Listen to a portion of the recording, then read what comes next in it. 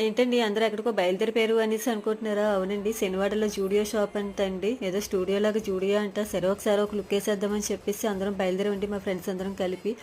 అక్కడంతా western wear అయితే చాలా సూపర్గా ఉందండి. వెస్ట్రన్ వేర్ ఎవరికైతే కావాలో అక్కడికి వెళ్ళిపోవచ్చండి. అన్ని టైప్ ఆఫ్ వెస్ట్రన్ వేర్ ఉందండి. స్లీవ్లెస్ అన్నీ ఉన్నాయి.